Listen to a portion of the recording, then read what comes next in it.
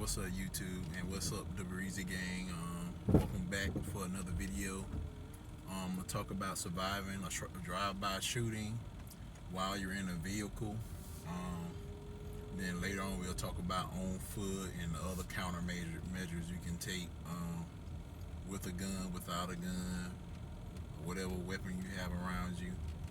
Right now, we're in an area where a drive-by shooting took place after some kids was playing football, basketball, football.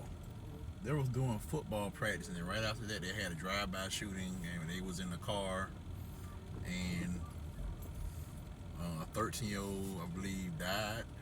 So that's what made me want to do this video. Last year, I wanted to do it too, but I didn't have the resources or the time, but now I do.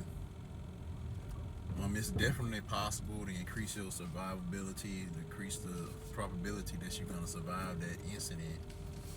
I'm not going to say you're going to be unscathed or nothing like that, but there's a couple of things you can take, countermeasures you can take.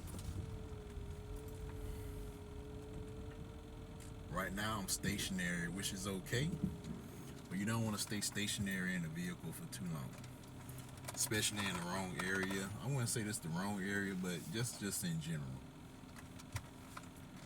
It's harder to shoot a moving target, and it's also more difficult to, like I said, a moving vehicle has some protection as well because of the engine block. You got the engine block right here, big ass strong engine, and the windows, they can probably change the flight, but depending on the caliber of the weapon. So that's why I say, yeah, you might want to keep moving. Don't stay stationary for too long. Be careful where you park. I'm going to be showing you stuff like that too in the next video. Let's say you have your gun on you. I got a fake gun. And you're in park. Me personally, I never depending on the area, I'm always in drive. I just keep my foot on the brake, just in case.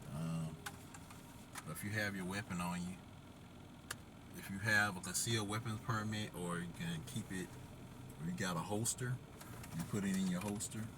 But if you don't, most people like to put it in their lap. You don't want to put the gun in your lap, because if you come to a complete stop or got to drive off, it might, you got legal issues and stuff like that, it might fly out. So what I would do, you got your left thigh, and you're in a dangerous neighborhood. Let's say you got it in your holster, but you're in a neighborhood you want to be more ready, or you got a stop sign or a red light because you're coming to a stop in them kind of areas. And I think that's where the shooting happened at. I have to check in the next video. I'll let you know. Then you want to put the gun right here, right on your left thigh. Then as soon as something pop off at the window, let's say this window, boom. Hands on the wheel. Of course, shooting in a car to someone outside, even if they pull up, like I said, the best option when you're in the vehicle, you have the most powerful weapon here besides a gun. Honestly, a vehicle might be more powerful than a gun, because I can just drive off and haul ass. And like I said, in motion, you might panic, but at the same time, if you can drive off, or you see the signs line up, people brandishing weapons, or more than one vehicle passing by, or you know it's someone out there that don't like you, or you recognize that person that said they was going to do something to you, haul ass, drive off, go to the nearest police station. Right now I'm at a stop sign, be aware. Look around, back, behind, keep going. But again, I'm already ready because I have the firearm under this left thigh right here.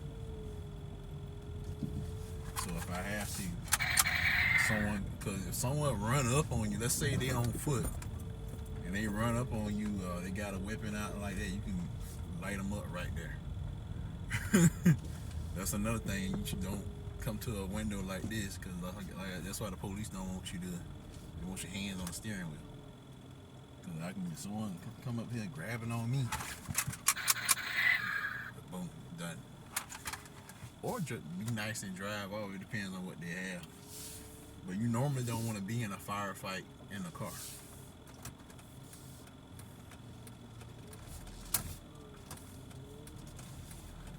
It's best to drive off, and if the car don't start, it's best to get away from that car and use that car for cover, or just get away from it completely if you can. I'll be showing you stuff like that in the next video as well. I'm just talking right now, coming out with some of the concepts. And this is, like I said, while you're in a vehicle. That's what happened during the drive-by shooting. They was stationary, I think at a red light or a stop sign. That's when a vehicle came by and did what they did. So that's what I'm gonna do first. I'm gonna demonstrate and show you that. Yeah, the kids were playing football, like playing football right here, training. And one of them didn't get to make it home after they was done.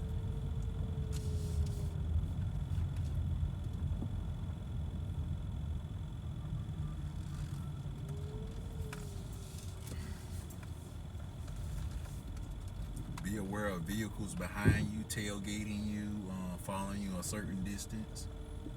If they're following you a certain distance, you want to make, I want to say 3 right turns. I say to make a left, then a right, then a right. It's whatever you want to do. Whatever you do, keep to it. But it's very rare that someone keep following you a certain distance for so long. It's rare.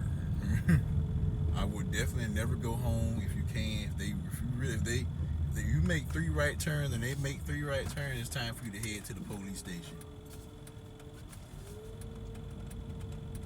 Now another thing is, if a vehicle, let's say you're on the expressway and you're riding and someone's side to side by you, the best thing you can do is either slow down, and they start to slow down, then okay, it's time to, what the hell going on here? Like,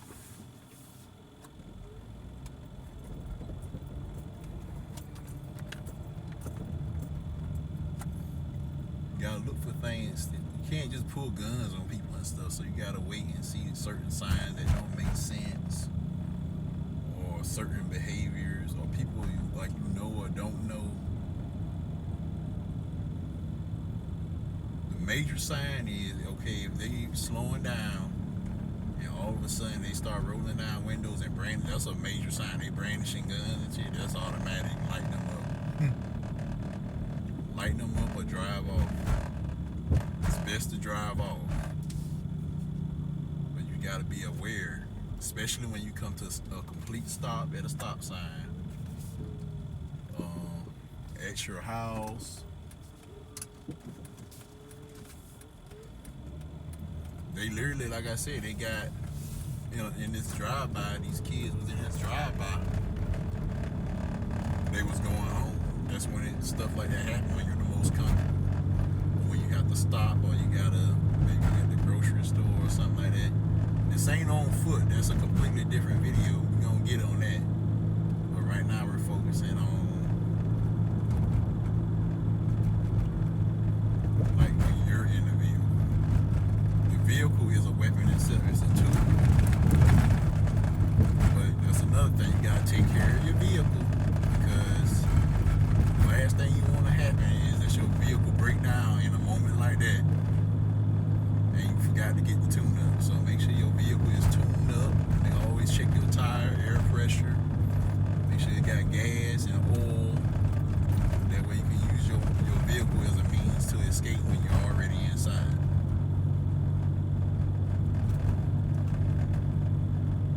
Right now there's nobody behind me or nothing like that.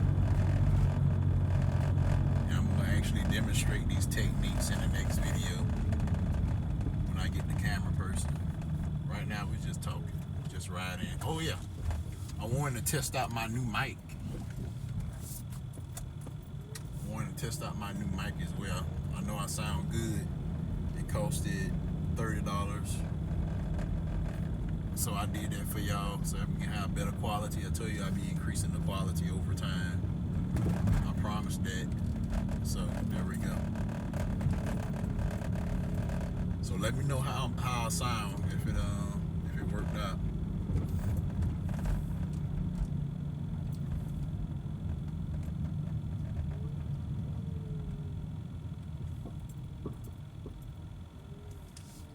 yeah. So drive-by shootings while you're in the car. So you got 3 major steps if you got that thing on you regarding a drive-by shooting. Make sure you do not put it in your lap. Either you put it in your holster or you put it in your left thigh right here. Lift that thigh up, put it right there. That way when something pop off, you're right there. Or you can just put it right there. May I help you? You can click it just like that. May I help you? Yep. Like that ass up, but that's not no drive-by shooting.